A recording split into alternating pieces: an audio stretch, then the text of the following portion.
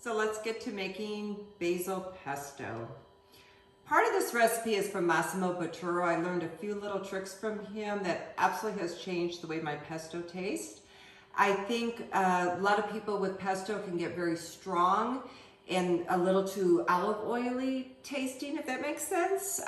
So he actually, which is quite interesting, and I learned that you use ice water. We're going to be using about a half a cup of ice water to let the mixture get a little more pesto-y. You know, we still use our olive oil, but he absolutely uses ice cold water. And when I started doing that for my pesto, it was a huge game changer.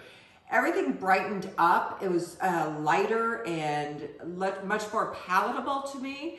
So I absolutely now use that for anything. Even if I make arugula pesto, which I love to do, or my edamame, any of my pestos now, after I use about a half a cup of oil, or about a cup, somewhere between a cup, depending how much you're using, but I do add my half a cup of ice cold water and play with my water to make my consistency not my oil anymore. So definitely a great tip that Massimo gave.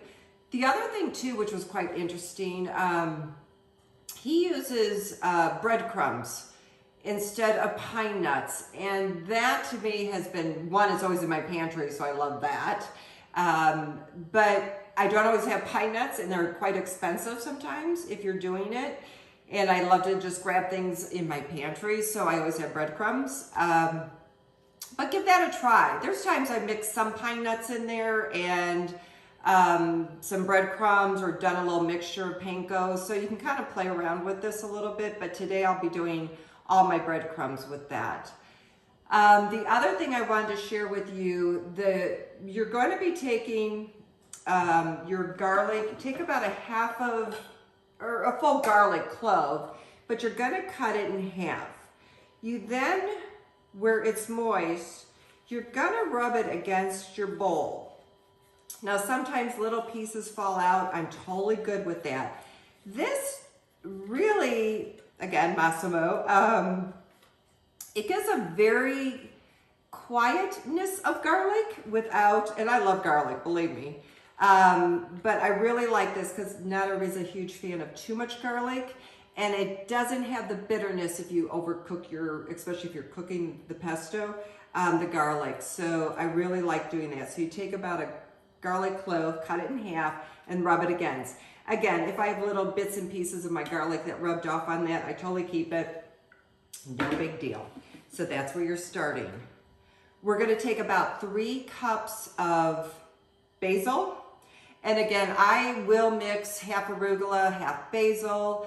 I know in Massimo's recipe, he uses some mint, which I actually have. I have done that and I really like it. And he also adds thyme. I have not done that completely to his recipe, but everything else I have learned quite a bit from him. So I'm roughly going to put in I start with my basil just a little bit, and I'm going to take approximately a cup of oil. So I'm going to pour a little bit of that in there, maybe not quite. I'll probably go about 3/4 cup and start seeing what's happening with my basil. So I love putting it all in there. And if you want to start with about half of this, that's fine. And then we're just going to turn this on. So what I've done is just started to get some of my basil in there so I can just break it down just a little bit. I'm going to finish up with the rest of my basil. So I got this to a really nice consistency. I'm just a little shy of a cup. I'm looking really good, but I will take a look at it because what we're going to do next is do about a half a cup of breadcrumbs. And like I said, if you'd like to go back to your normal pine nuts, that's totally fine, but I've been really liking using the breadcrumbs. And I'm going to be taking about a half cup of Parmesan. Now, if you get this already grated and put in there, that's totally fine. I just use quite a bit of Parmesan around here. So I'm just gonna roughly chop up about a half a cup to go in there and then see what my consistency looks like before I go in and put in my cold water. So I'm now just adding my fresh Parmesan, and breadcrumbs. So I wanted to show this to you before we went any farther. I'm at about this type of consistency. I'm still kind of thick, definitely too thick for me to mix into my pasta, but this is where I definitely take a taste. There's a couple reasons. Basil and different types of basil, or if you have your arugula, will change throughout the season. So although you're close to what your measurements are, or how much salt you're using, or how much oil, I still like to taste it at this point. I definitely feel like I need some more. I definitely add salt, so we're going to be adding some salt, and everything else to me has been really good. I tend to be a huge fan of more of a Parmesan pesto, so I'm going to add just a little bit more Parmesan in there, which will give me a little bit more of my salt taste. But don't forget, the biggest tip I can ever teach you is when you're using each layer of food that you are doing, it's really important that you add a layer of salt. It does not make your food saltier tasting. It enhances the flavor of these layers that we are doing. So right now I'm just adding a little bit of salt and pepper because I know I'm really close. And before I go in to start adding my water, you want to make sure it's ice cold. So I'm just going to take one more taste before we add the ice cold water. So I definitely feel like everything's a little bit better by me adding just a little bit more Parmesan in there for my flavoring. But by all means, this is where you trust your palate, how much you like. But it would make a difference for me to give you something exact as if I had arugula, would be a little more peppery tasting to there, and Parmesan and the pepper taste absolutely more brighter together. So I usually tend not to need as much salt, but I don't want to try to confuse you, but trust your palate, always trust your palate. So now I'm going to add, for me to get my consistency to add for my pasta. This is where I normally used to add oil, and it got a little more oilier for me, but I now add the ice cold water that Massimo taught. So I'm going to get this started. So now what I'm going to share with you is the consistency that I personally like to add for my pesto when I'm doing it. So I'm definitely, you can see, just I'm still somewhat thick, but not too much. I think I'm going to go back in and just add a teeny bit more water. So I'm really about a half a cup of water by the time I'm done here, but I'm really close. And I know most of you know that trick of adding your pasta water to loosen it up, but this adding ice cold water, for whatever reason the properties are, definitely doesn't dilute down my pesto. It just definitely brightens it up. So I prefer to be closer to my consistency here before I go adding to my pasta water. So adding just that extra about a couple tablespoons of water really gave me more of the consistency that I'm looking at. So if you now look, I'm definitely a little bit more runnier on this, and that way your pasta will be absorbing some of this moisture. So this is about where I like to be. So what we're going to be doing next is mixing in this with the pasta. So I'm just going to get my pasta out of the bowl right now. I have drained this.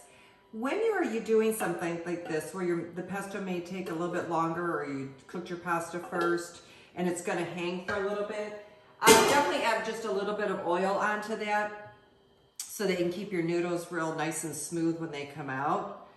So what I'm going to do now is add all my little slicer there, but I'm going to add all my pesto in here. And as you can see, the pasta is still very warm, so it will help me spread out my pesto here. And you can kind of play around too, like sometimes I like to use these pasta forks so it doesn't beat up my pasta too much, but we're just going to do a nice mixture. I'm just going to kind of just really make sure I zhuzh this around really good.